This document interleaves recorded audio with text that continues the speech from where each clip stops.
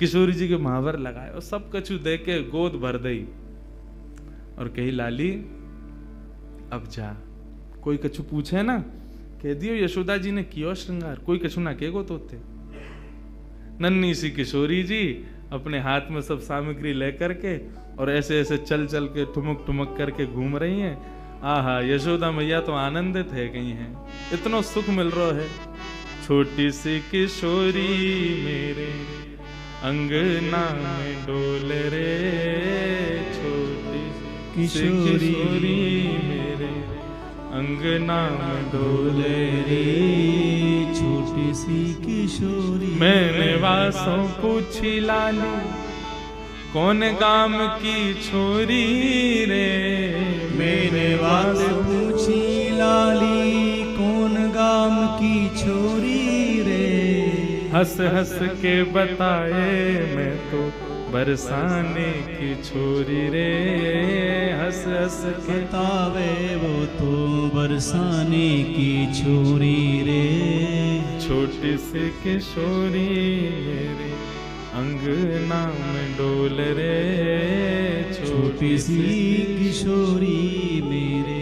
नन्ही सी किशोरी जी खूब सारी सामग्री को अपने गोद में भर के और कन्हैया को इशारा करके वहां से चली गई, मिल के चली गई और बोली अब तुम आई हो हमारे यहाँ। ठाकुर जी बोले आऊंगो, ऐसे ही आऊंगा मैं भी, अब तुमने आई हो तो मैं भी आऊंगा, अब चाहो।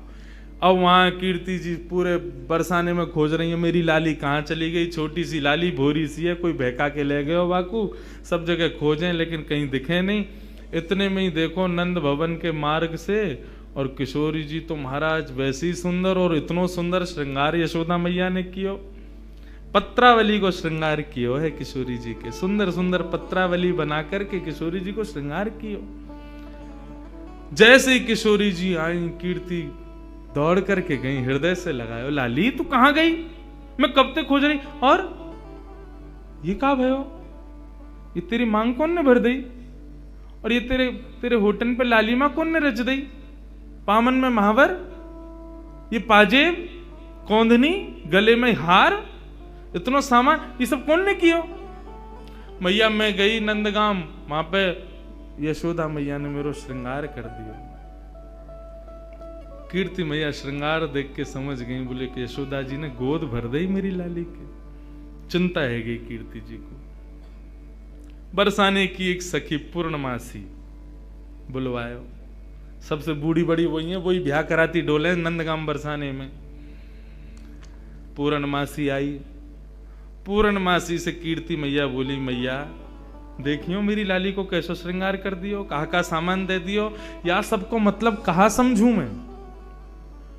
बोले अरे या को मतलब सीधो सीधो है, कहा बोले वो अपने लाला को तेरी लाली ते ब्याह करनो चाह मैं, और का मतलब है, या को गोद भराई कर दी तेरी लाली की। हम्बे वह छोरा तो करूंगी मैं अपनी लाली को ब्याह, कारो कलूटो माखन चोरी करतो डोले सब जगह, और गोपीन के पीछे डोले, टेढ़ी सी चाल चले, टेढ़ो से मुकुट पहने, वग बारे में खूब सुनो मैंने, कारो सो बातें तो ना करूंगी मैं। मेरी लाली तो देखियो कैसी दूध जैसी गोरी, और वह कार्य के संग खड़ी होगी, कोई अच्छा लगे। पूर्णमासी बोली देख रूप रंग तो सबके अलग अलग रहे, ऐसा तो है ना जैसी तेरी लाली है वैसे ही आपको वर मिलेगो, जैसी गोरी ये वैसे ही आपको मिलेगो। अरे चंद्रमा की शोभा भी तब होवे जब काली निशा छा जाए, बाकी बिना चंद्रमा कैसे दिखेगो। भले ही तेरी लाली को वहां से ब्याह होगो, बगल में खड़ो होगो, देखेंगे तो सब तेरी लाली कोई तो को कहा पड़ी है वहां में। और रही बात चोरी की, तू कह रही है चोरी कर तो डोले, चोरी करे यो करे, कौन चोरी ना कर रहा दुनिया में। जगत में जो देखे सब चोर, दुनिया में सब चोर हैं, कौन चोरी ना कर रहा है। आप जितने बैठे हो सब चोरी कर रहे हो, यहां बैठ के क्या कर रहे हो, ठाकुर जी के सुंदर अंतरंग लीला को यहां सुन रहे हो, ये चोरी नहीं है तो क्या है, ये चोरी है रही है। वह कन्हैया के पीछे पड़े हुए हैं सब, लेकिन दुनिया में चोर कौन नहीं है। सूरदास जी वर्णन कर रहे हैं, राज्य के चोर हैं राजा रानी, शहर चोर व्यापारी, और 5 चोर सबके उर्माही, कौन पुरुष कौन नारी। 5 चोर हैं हमारे भीतर। कौन कौन से? कौन कौन से? काम, क्रोध, लोभ, मोह, ईर्ष्या, या फिर ऐसा कह दें ये जो पंच ज्ञानेंद्रिय, पंच कर्मेंद्रिय, ये सब हमारी चोर हैं। सब चोरी कर रहे हैं। चोरी से बच कौन रहा है? ब्रह्मा चोर आए वृंदावन, बालक बच्च चुराए। ब्रह्मा ने पूरी सृष्टि बनाई, बहु चोरी करके गए हो। कन्हैया के नेक नेक से ग्वाल बाल और बछड़ा ने चोरी करके ले गए। और इंद्र चोर पृथु के हाय, बहु पाखंड बनाए। पृथु महाराज जब अपनी श्रीमद् भागवत में कथा आती है, पृथु महाराज अश्वमेध यज्ञ कर रहे थे। 100 अश्वमेध यज्ञ होने में 99 पे ही अधूरा रह जाता था। क्यों? 100वां घोड़ा जो होता था इंद्र चोरी करके भाग जाता था। इंद्र ने चोरी करी। शंकर चोर हरत बहु अवगुण, शिव शिव जोई पुकारे।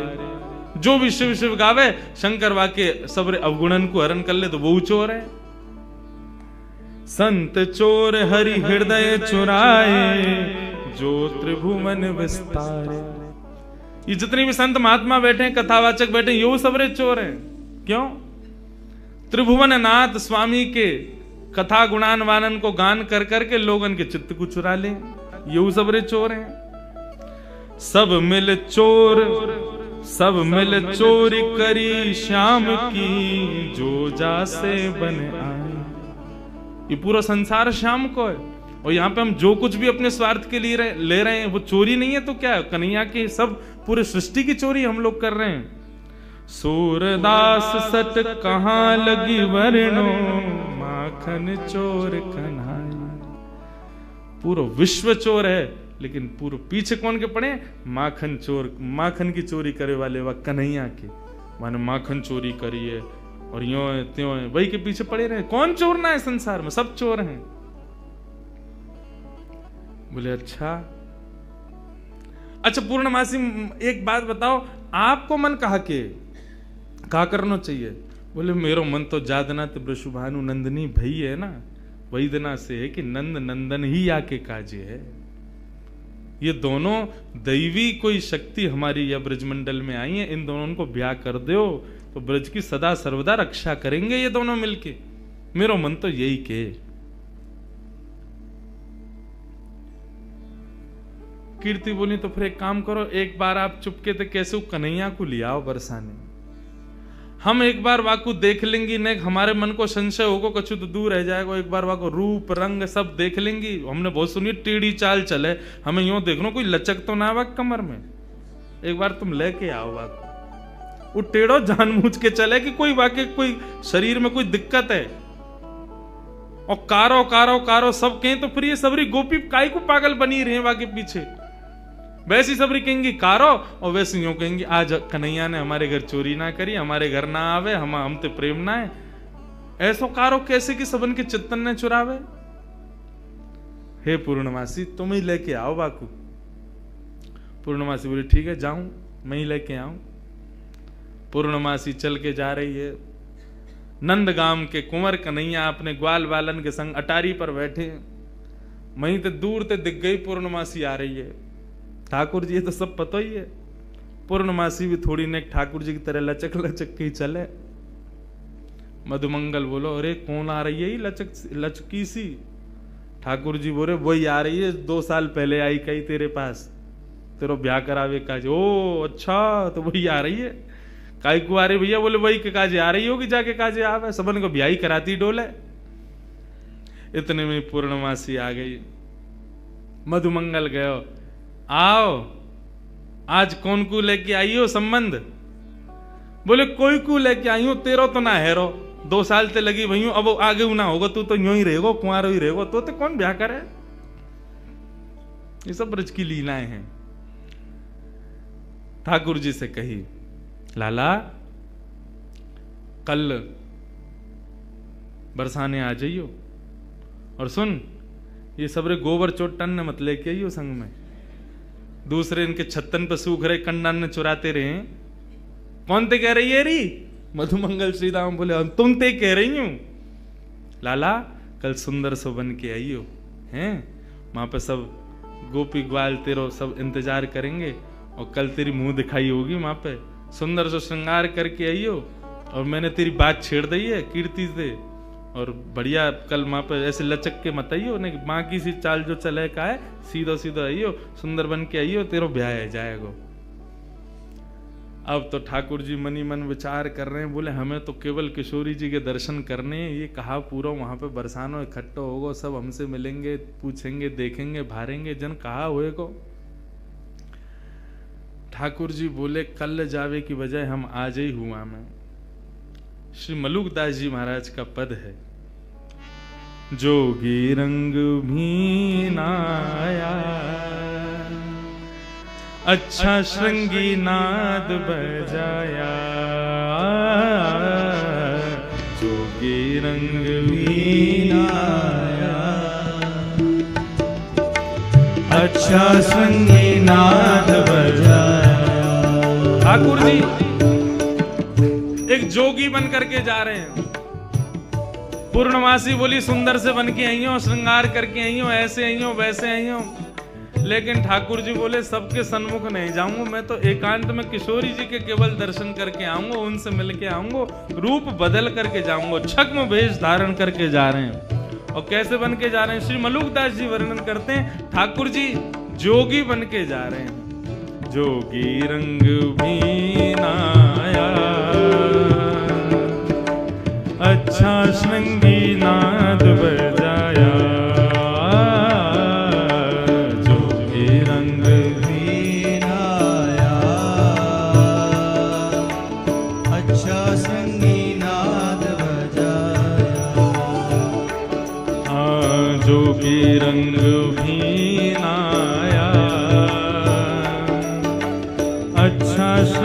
नाद बजाया, जोगी रंग भी नाया अच्छा श्रृंगी नाद। अब पूरे पद को सुनना, एक एक शब्द सुनना, ठाकुर जी ने कैसा श्रृंगार किया है अपना, आहा इतना सुंदर भाव। मोतिन लर अलक गंगा मानो जटा जूट में गंगा, मोतिन लर अलक गंगा मानो जटा जूट में गंगा। एक शंकर जी का रूप धारण किया ठाकुर जी ने, शिव स्वरूप धारण करके जा रहे हैं, एक जटा बनाई अपने घुंघराले केशन की और वह जटा में अकौआ के पत्ता से निकलवे वाले दूध को लगा लियो, सो जटा बन गई और जटा बना करके वहां में ऐसे मोतीन की धार, मोतीन की लड़ लगाई कि मानो ऐसा लग रहा हो ऊपर से गंगा जी निकल रही हूं। हाँ मोतिन लहर अलग गंगा मानो जटा जूट में गंगा, ओ मोतिन लहर अलग गंगा मानो जटा जूट में गंगा, मानो जटा जूट में गंगा, ओ मानो जटा जूट में गंगा। जोगी रंग भी नाया, ओ अच्छा श्रृंगी नाद बजाया, जोगी रंग भी नाया, अच्छा श्रृंगी नाद बजाया, ओ जोगी रंग भी नाया, अच्छा श्रृंगी नाद बजाया, जोगी रंग भी आया, अच्छा श्रृंगी नाद बजाया। मलिया गिरी चंदन ब्राजे, मलिया गिरी भस्म ब्राजे, मानो सुर डमरू बाजे,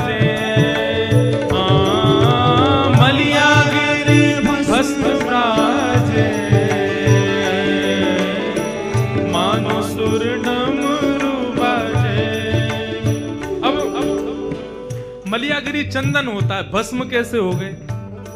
इसका भाव बताते हैं कि ठाकुर जी ने अपने सर्वांगीण अंग पे लगाई तो मलियागिरी चंदन है, लेकिन किशोरी जी से मिलने की जो उत्कंठा ज्वाला हृदय में प्रकट हो रही है, उस ज्वाला से आने वाले ज्वर से मलियागिरी चंदन जल करके भस्म बन गया है। ऐसा पूरे अंग पर मलियागिरी भस्म लगाई है ठाकुर जी ने। मानो शूल डमरू बजे, ओ मलियागिरी भस्म ब्राजे,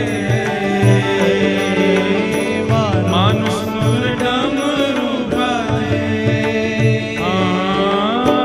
मानो सुर डमरू बजे, ओ मानो सुर डमरू बजे। जोगी रंग भी नाया, अच्छा श्रृंगी नाद बजाया। ओ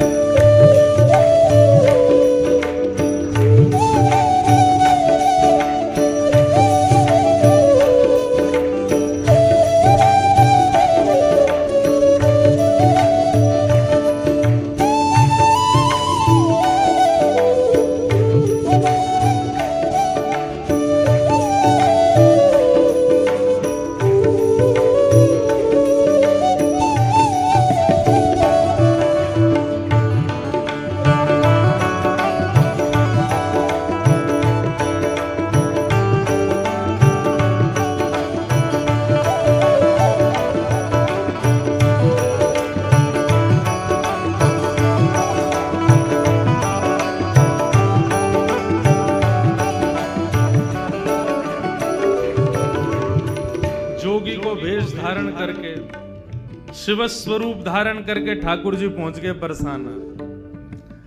अब बरसाने में अलग निरंजन डमरू बजाते हुए घूम रहे हैं पूरे बरसाने में। इतने में ही कछु गोपी आई, सखी आई किशोरी जी की, आकर के बोली, बाबा कहाँ से आए हो, कौन हो आप? ठाकुर जी बोले, हम सन्यासी बाबा हैं, हिमालय से आए हैं। अच्छा, कहा करो आप? बोले, हम लोगन की शक्ल देख करके ये बता दें वहाँ को ब्याह कब होगो, कौन ते होगो। अच्छा, ये गुण है आपको? बोले, हाँ ये हमारा गुण है।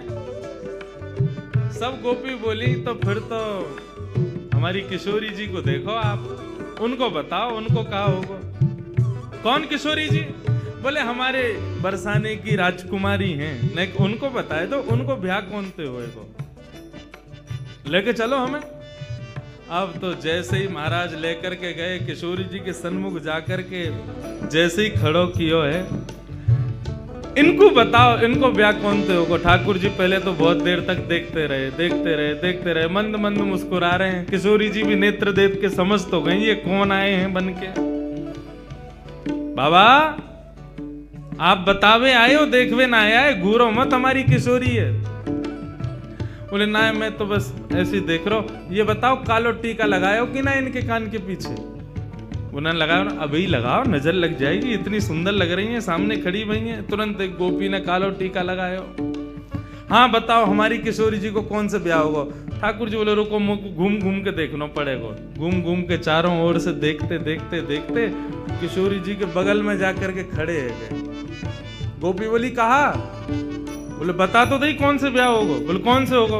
बोले, जो बगल में खड़ो वही तो होगा। इनके काजे मोते बढ़िया कोई ना मिलेगा। एक सखी आई आकर के दोनों को, ए बाबा दूर हट, कैसी बात करे, हमारी किशोरी जी के बगल में झांकू मत जाइयो। तो जैसे बाबा ने अकल ठिकाने लगाती डोले, जैसे ही ठाकुर जी दूर किए, ठाकुर जी तो मंत्र मुक्त है गए। श्री मलुक दास जी वर्णन कर रहे हैं, जोगी छवि बाबरो डोले,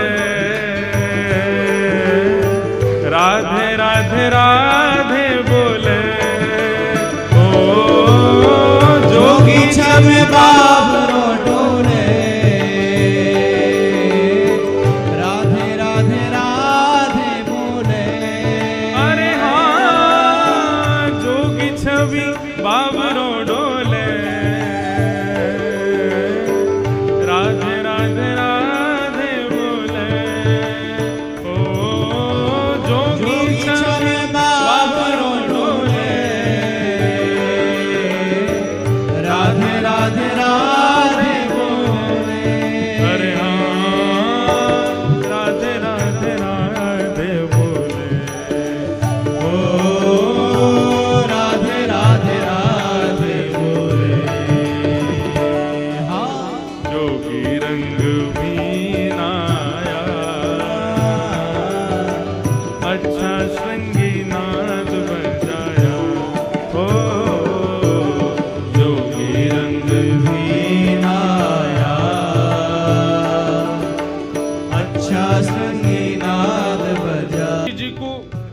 परकोटा में लेके गोपी सब आगे खड़ी है, बोले भाग यहाँ से, हम समझ गई तेरे मन में खोट है, हमारी किशोरी जी के पास आके बगल में छुए को प्रयास करे। ठाकुर जी बोले ठीक है हम चले जाएंगे, लेकिन वाते पहले हम अपनी सिद्ध की हुई भभूति देके जाएंगे सबन को। गोपी बोली हमको ना चाहिए, बोले भभूति तो हम देंगे। और हाथ में भभूति लेकर के मलियागिरी चंदन की समस्त गोपीन के ऊपर जैसी फूंकी, सारी गोपी मूर्छित होकर के गिर गई। ठाकुर जी किशोरी जी को लेकर के वहां से भाग गए। और मलुकदास जी कह रहे हैं मोहन मंत्र फूंक दे मारी, सब ब्रज मोहिनी डारी। ओ मोहन मंत्र फूंक दे मारी, सब ब्रज मोहिनी डारी। हाँ सब ब्रज मोहिनी डारी, हाँ सब ब्रज मोहिनी डारी। जोगी रंग बीनाया, अच्छा श्रृंगी नाद बजाया। ओ जोगी रंग बीनाया, अच्छा श्रृंगी नाद बजाया। अरे हाँ जोगी सब संतों का प्यारा, शरण मलूक ने माना। ओ जोगी सब संतों का प्यारा, शरण मलूक ने माना। हाँ शरण मलूक ने माना। हाँ शरण मलूक ने माना। ओ जोगी रंग बीनाया, अच्छा श्रृंगी नाद बजाया। ओ जोगी रंग बीनाया, अच्छा श्रृंगी नाद बजाया। हाँ अच्छा श्रृंगी नाद बजाया। ओ अच्छा श्रृंगी नाद बजाया। अरे हाँ अच्छा श्रृंगी नाद बजाया। ओ अच्छा श्रृंगी नाद बजाया।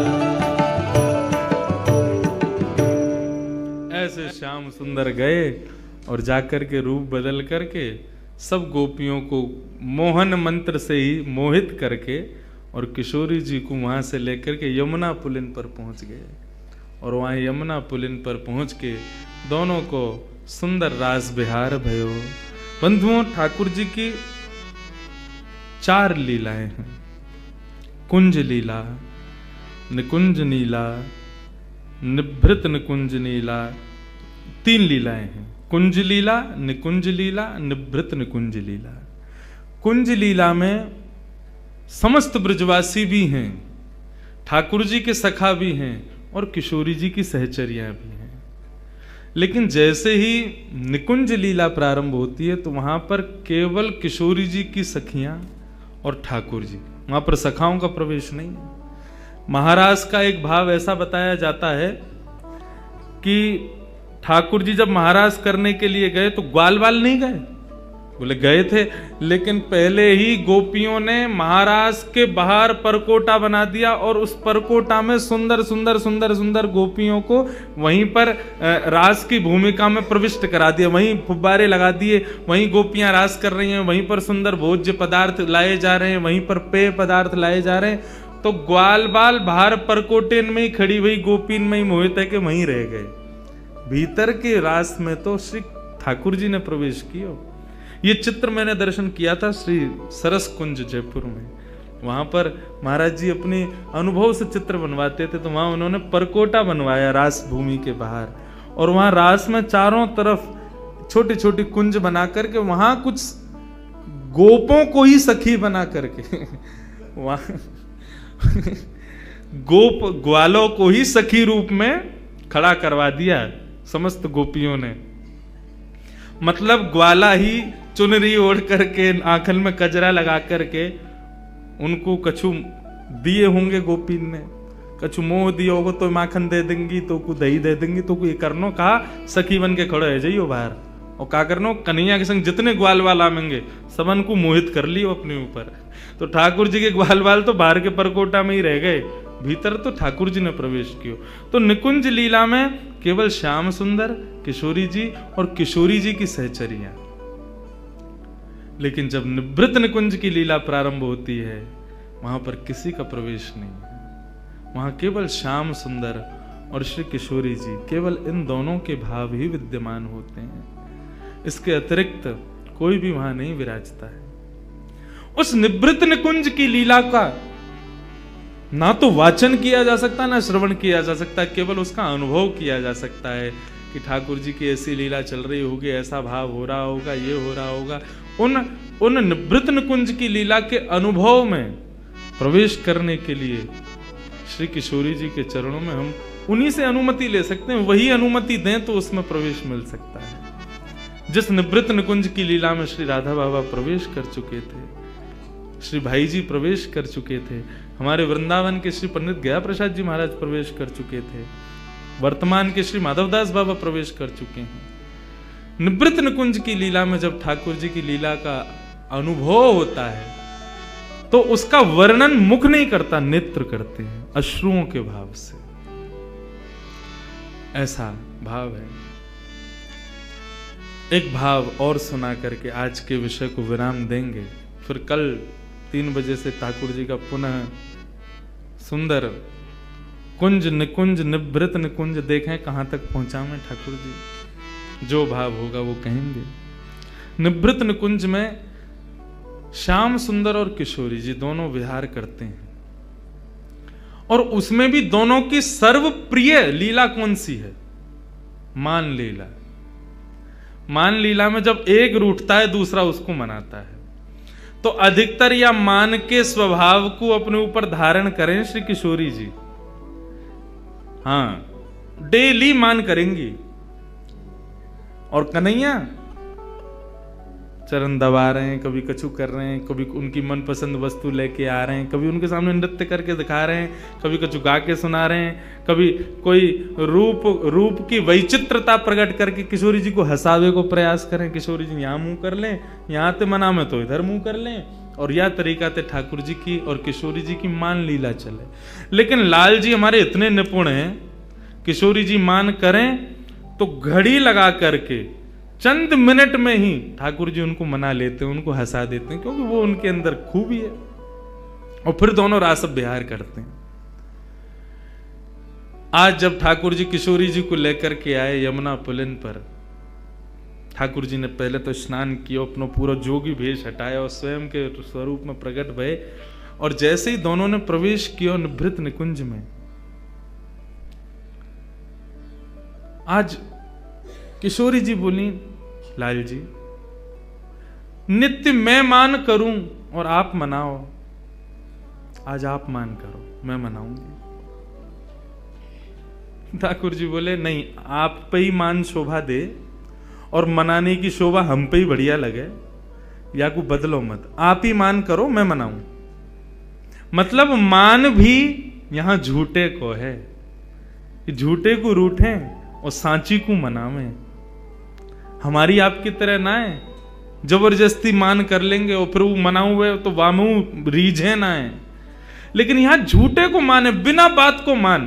कैसो मान होता होगा विचार करो, कोई बात नहीं है।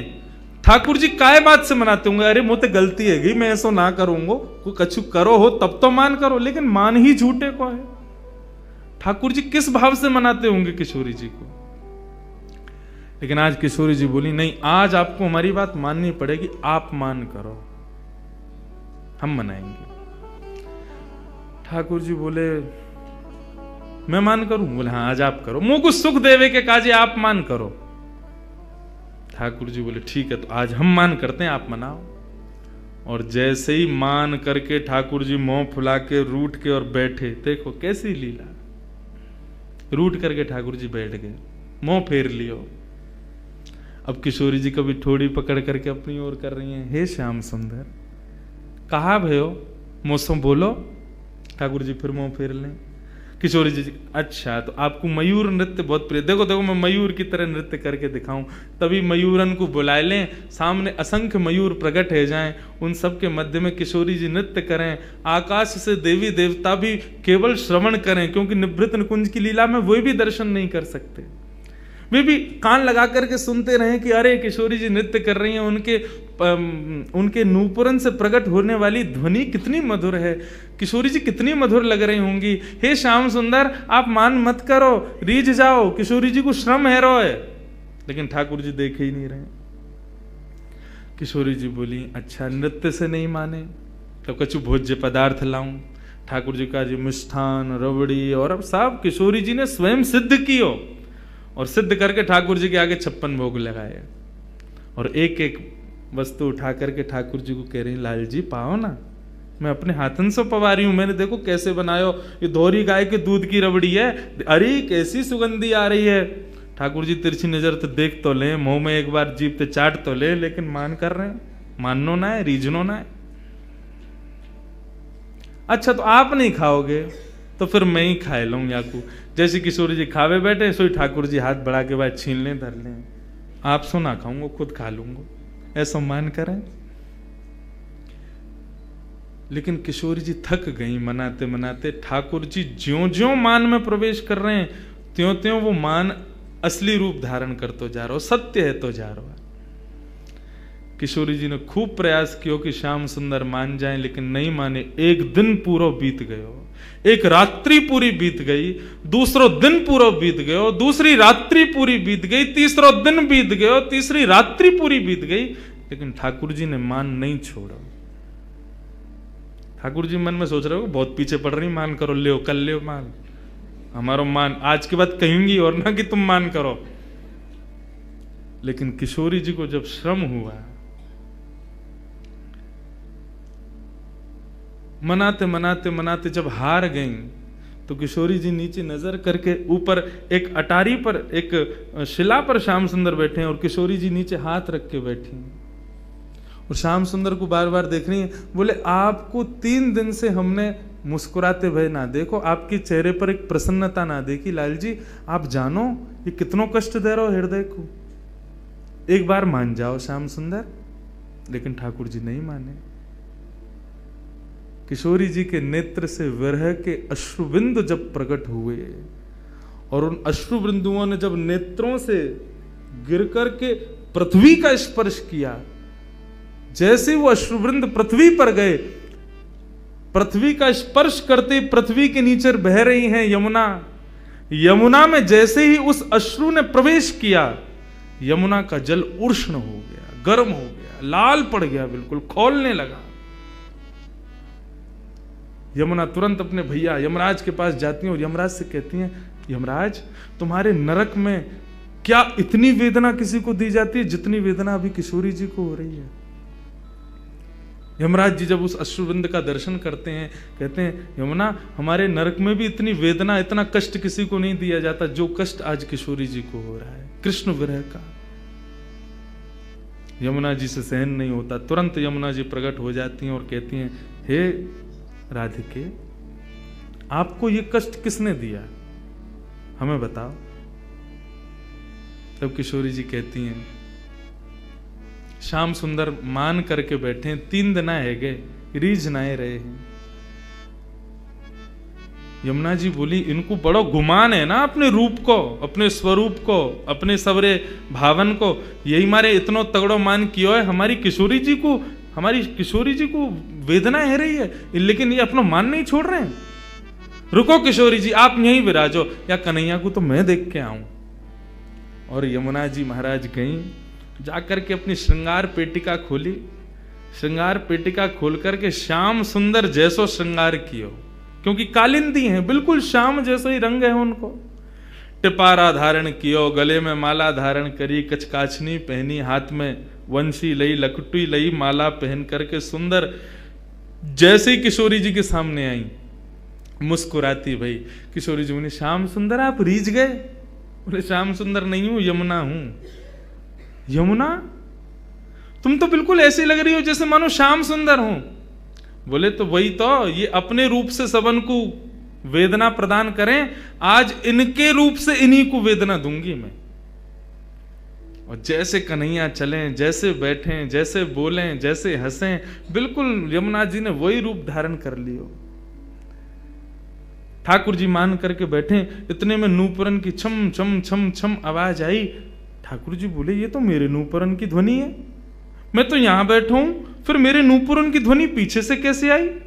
ठाकुर जी अपने नूपुरन को बजा में बोले मेरे नूपुर तो मेरे पास है, फिर ये कौन आयो?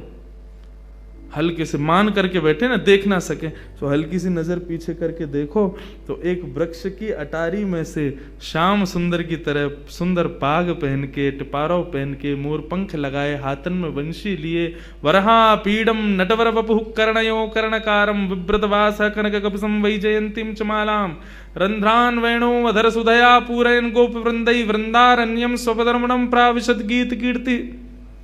ठाकुर जी का वो वेणु रव का स्वरूप जिस पर समस्त गोपियां न्यौछावर रहती हैं, वही रूप एक सुंदर वृक्ष की ओट में से प्रकट हो रहा है। ठाकुर जी ने जैसे ही देखो, देख करके वह रूप के पीछे पीछे चलने लगे। वहां की नूपुरन की चाल देखें, वहां की वंशी देखें, वहां की लकुटी देखें, वहां की माला देखें, वहां के मुकुट देखें, सब वही जो ठाकुर जी के पास है, वही सब कुछ। अरे तुम कौन हो? तुम कहां से आए हो? यमुना जी बोली मैं श्याम सुंदर हूं। बोले श्याम सुंदर तो मैं हूं। बोले तुम नकली श्याम सुंदर हो, असली श्याम सुंदर मैं हूं ना। नंद बाबा मेरे हैं। बोले तेरे नाए मेरे हैं। यशोदा मेरी है। बोले तेरे नाए मेरे हैं। सबको भाव रखो, तेरे नाए मेरे हैं। अंत में यमुना जी बोली और बताऊं, राधा रानी भी मेरी है। और देख इतने में ही पीछे से किशोरी जी प्रकट है करके और यमुना जी के बगल में आकर के जैसे ही खड़ी वहीं, और जैसे ही यमुना जी ने गलवैया दे करके किशोरी जी के कंधा पे अपना हाथ धरो, सामने खड़े भये कन्हैया को क्रोध आयो। बोले कि तुम कौन हो? मैं अभी अपनी अपनी नेत्रन से ज्वाला प्रकट करके ध्वस्त कर दूंगा, और ये मेरी किशोरी पर तुमने हाथ कैसे रखो? किशोरी जी भी कहा हाँ मेरे श्याम सुंदर तो यही हैं। इतने में ही ठाकुर जी को मान दूर नेत्रन से आंसू प्रकट है गए, रूठ गए, चरणन में गिर गए। बोले अरे मैं ही सच्चो श्याम सुंदर हूं, देखो मेरी वंशी, देखो मेरी ये, देखो मेरा वो, सब कुछ दिखा मैं। अंत तो गत्वा किशोरी जी बोली नहीं, श्याम सुंदर तो यही है। ठाकुर जी बोले एक चीज प्रमाण दे सकती है कि असली श्याम सुंदर कौन है। बोले कैसे? अच्छा किशोरी जी ये बताओ तुम्हारी हाथ की मुंदरी कहां है? किशोरी जी बोले अरे मेरी मुंदरी कहां गई? बोले जा पे मुंदरी मिलेगी वही असली श्याम सुंदर। हाँ भाई निकाल रहे, मेरी यशोदा ले गो, मेरी किशोरी जी ले गो, मेरी उन्हें ले गो, मुंदरी दिखा। तो उनके पास मुंदरी नहीं थी। ठाकुर जी ने जैसे प्रकट की हो मुंदरी, किशोरी जी ने मुंदरी ले ली, हाथ में पहन ली, और दोनों को मान भाव प्रेम भाव में प्रकट है गयो। श्री यमुना जी चरणन में बैठ करके प्रणाम करने लगी। प्रणाम करके ठाकुर जी से बस यही भाव कहो कि आप मान करो प्रभु, सब करो, लेकिन हमारी किशोरी जी को ऐसी ऐसी वेदना मत दो कि पाताल तक आश्चर्य करे कि इतनी वेदना। आपके रूप की वेदना, आपकी प्रसन्नता की वेदना हमारी किशोरी जी को नहीं होवे, ये विचार करियो, नहीं तो नूतन प्रलय है जाएगो कौ देना। और मुंह को वरदान प्रदान करो, मैंने आपको श्रम दियो, क्षमा करियो। ठाकुर जी बोले नहीं नहीं, आप बस सदा ऐसे करियो कि सदा मेरे या रूप में ही विराजमान रही हो। तब से श्री यमुना जी श्याम सुंदर के स्वरूप में ही विराजती हैं। श्याम सुंदर श्री यमुने महारानी की। श्याम सुंदर का ही स्वरूप श्री यमुना जी का है। ये किशोरी जी और श्याम सुंदर की मान लीला का भाव है। तो ऐसे बंधुओं ये निभृत निकुंज लीला है, कुंज लीला है, निकुंज लीला है, निभृत निकुंज लीलाएं हैं। ये सब किशोरी जी की लीलाएं हैं। आज निभृत में नेक प्रवेश करायो, कल ना जाने किशोरी जी कहाँ पहुंचा मैं। सदा सदा इन किशोरी जी के चरणन में हम प्रणाम करें। हम ब्रजवासीन की स्वामिनी हैं। आप लोगन पे कृपा है कि आप नागपुर के निवासी होके, महाराष्ट्र के निवासी होके, मारवाड़ी समाज में होकर के भी किशोरी जी को अपनो मानो, अपनो जानो। या बात ते निश्चित मुझको कल से ही आभास है रहो कि किशोरी जी भी या घर को अपनो ही माने। ये उन्हीं की काकी हैं, ये उन्हीं के भैया हैं, ये पूरा उन्हीं को ही परिवार है। लेकिन बस भाव इतनो है, यहाँ संबंध बनानो पड़े, लेकिन हमारे ब्रज में जन्म लेवे वारो ही किशोरी जी को ही है। या बात में हम नेक ऊपर हैं आपसे कि हमारो ब्रज में जन्म भयो तो हमारा कोई संबंध बनानो नहीं पड़ो, हम तो हैं ही किशोरी जी के, हम श्री किशोरी जी के सदा रहें, बस यही भाव है। एक बिहाग का पद गा करके वृंदावन को और श्री किशोरी जी को हम प्रणाम करें, और फिर कल पुनः 3 बजे से ये मंगल रस चर्चा हम श्रवण करेंगे।